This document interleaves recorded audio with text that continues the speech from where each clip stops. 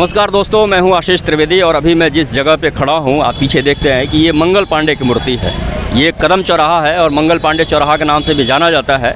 वही मंगल पांडे जिन्होंने 1857 की क्रांति की शुरुआत की, जिन्होंने अंग्रेजी साम्राज्यवाद के विरुद्ध एक मुखर प्रतिरोध किया और उसका असर ये हुआ कि पूरी दुनिया में हिंदुस्तान को जाना गया और बलिया को जाना गया। उसी बागी बलिया, क्रांतिकारी बलिया, प्रतिरोध की बलिया के धरती का वो हिस्सा है जहाँ पर मंगल पांडे की मूर्ति लगी है, कदम चौराहा है। लेकिन दोस्तों आज मैं न इतिहास के बारे में बताना जा रहा हूँ न बलिया के बारे में, मैं उनके बारे में आज बात करने जा रहा हूँ, उनसे बात करने जा रहा हूँ जिनका इतिहास में कोई नाम दर्ज नहीं होता है, जिनकी स्थिति जो है, जिनकी ज़िंदगी जो है बिल्कुल हाशिए पर कर दी जाती है। उनकी सुध एक बार सरकार लेती है जब चुनाव आता है। मैं लेकर के चल रहा हूँ आपको उस इलाके में जहाँ पर कुछ मज़दूर इकट्ठा हुए हैं। ये मज़दूर डेली यहाँ पर आते हैं, इस उम्मीद से आते हैं कि हमको काम मिलेगा और काम मिलेगा तो कुछ पैसे आएंगे, उसके बाद हम घर जा कर के अपने राशन पानी लेकर के जाएंगे।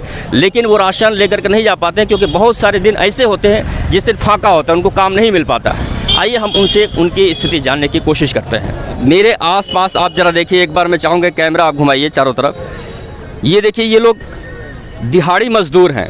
दिहाड़ी मज़दूर वे मज़दूर जो सुबह से आते हैं यहाँ पर काम करते हैं और जब जाते हैं शाम को तो अपने घरों में कुछ पैसे लेकर के जाते हैं तो इनका काम चलता है। यानी कि रोज़ कमाने खाने वाले लोग हैं ये लोग। दूर दूर से आते हैं, सुबह आ जाते हैं इस उम्मीद से कि हमको काम मिलेगा और काम मिलेगा तो हम यहाँ से कुछ चीज़ें घर पर लेकर के जाएंगे। हमारे बाल बच्चे परिवार हैं, घर में दवाइयाँ ले जानी है।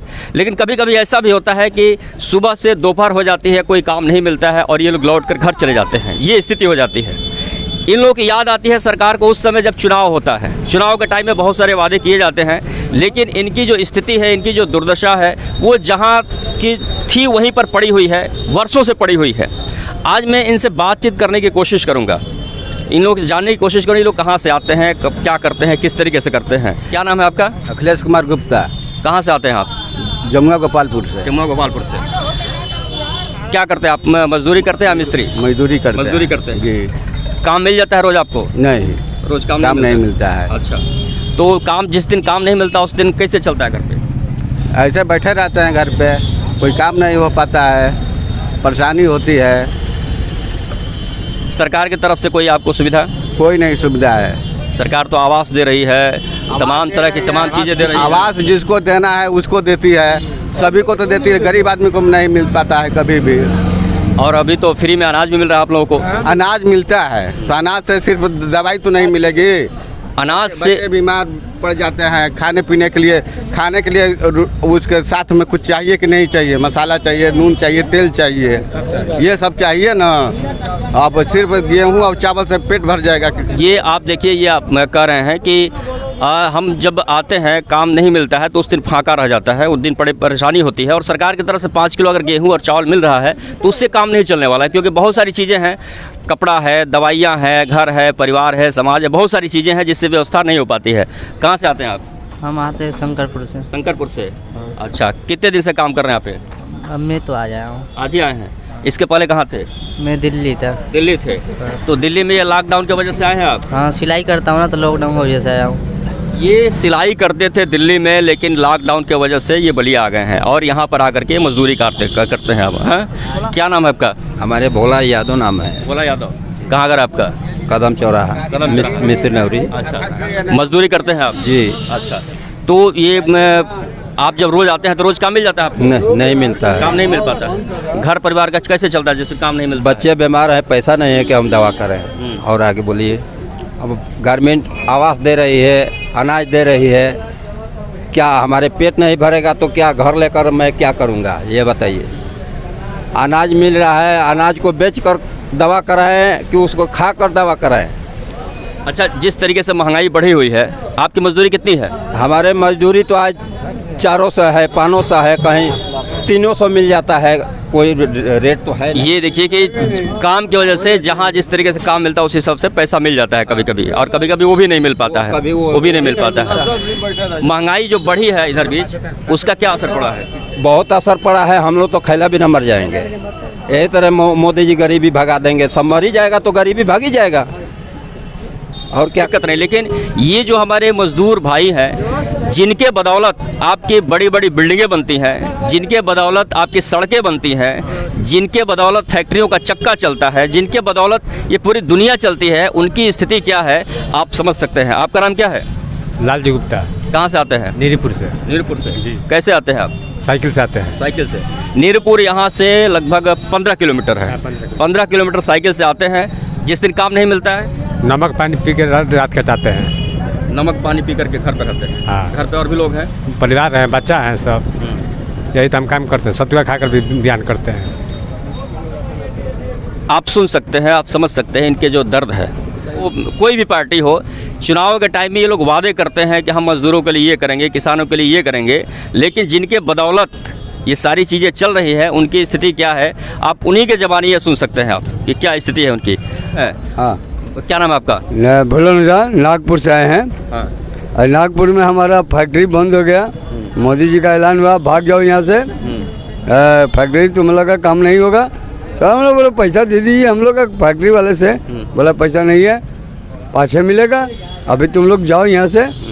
आ गए, यहाँ पर आने के बाद पहले भी हम काम कर रहे थे यहाँ पर, अभी भी हम देख रहे हैं कि मजदूर हमारा काम करते हैं, कभी नहीं करते हैं। भाई हमारा काम है या नहीं है? काम नहीं है। हम भी आज 2 दिन से 3-4 दिन से बैठे हैं, कभी आता है कभी नहीं आता। खैला भी नहीं मर रहे हैं हम लोग, कभी खाते हैं कभी नहीं खाते हैं। हम लोग बोलते हैं मजदूर के लिए मोदी जी बोलते हैं भाई गरीबों के लिए मसीहा है। अरे मसीहा है तो गरीबों के लिए तो भी चीज़ें कुछ नहीं देते हैं। नागपुर से आप कैसे आए उस समय? हम लोग बस से आए कि चल दिए? नहीं, रोडवेज बस वाले लेकर आए। रोडवेज बस वाले? हाँ, रोडवेज बस वाले लेकर आए। ये नागपुर से आए। नागपुर जब लॉकडाउन चल रहा था और ऐलान हुआ कि सब लोग अपने घरों में चले जाए, तो फैक्ट्रियों के मालिकों ने कहा कि अब मेरे पास व्यवस्था नहीं है, अब आप अपना रास्ता रखिए। ये लोग यहाँ आ गए और आज ये यहाँ पर मजदूरी कर रहे हैं। ये इनकी स्थिति है। और वो अब तमाम सबकी बातें ये सुन रहे हैं कि कब कोई 3 दिन से काम नहीं मिल रहा है, किसी को 4 दिन से काम नहीं मिल रहा है। मनरेगा में काम नहीं मिलता आप लोगों को? नहीं मिलता। नहीं मिलता। मनरेगा में काम नहीं मिलता है। प्रधान है अपना आदमी सिंह लगा रहा है। जो प्रधान है ना अपना आदमी छाड़ कर लाता है, सबको नहीं दे रहा है काम। सबको काम नहीं मिल रहा है? नहीं दे रहा है प्रधान। जो इसका गेम है वो अपना आदमी बिटोर लेता है, उसी को काम देता है कि उसको खाते पर। ये आप देखें कि मनरेगा जो मजदूरों के लिए चलाया जा रहा है योजना, लेकिन उसके अंतर्गत इन लोगों को काम नहीं मिलता है। कभी ऐसा भी होता है कि आप लोग काम करते हैं और मजदूरी देने में आनाकानी होता है मालिकों द्वारा? नहीं, मजदूरी मिल जाते हैं। मजदूरी मिल जाता है? हाँ, काम करते हैं तो मिल जाता है। दिक्कत यह है कि काम करते हैं तो मजदूरी मिल जाता है, लेकिन जिस दिन काम नहीं करते हैं उस दिन फाका रह जाता है। वो एक बहुत मशहूर शेर है कि जिस वक्त शाम को घर लौटता हूँ मैं, हंस देते हैं बच्चे। जिस वक्त खाली हाथ शाम को लौटता हूँ मैं, मुस्कुरा देते हैं बच्चे और मर जाता हूँ मैं। ये लोग भी मजदूर हैं तो क्या आदमी नहीं है?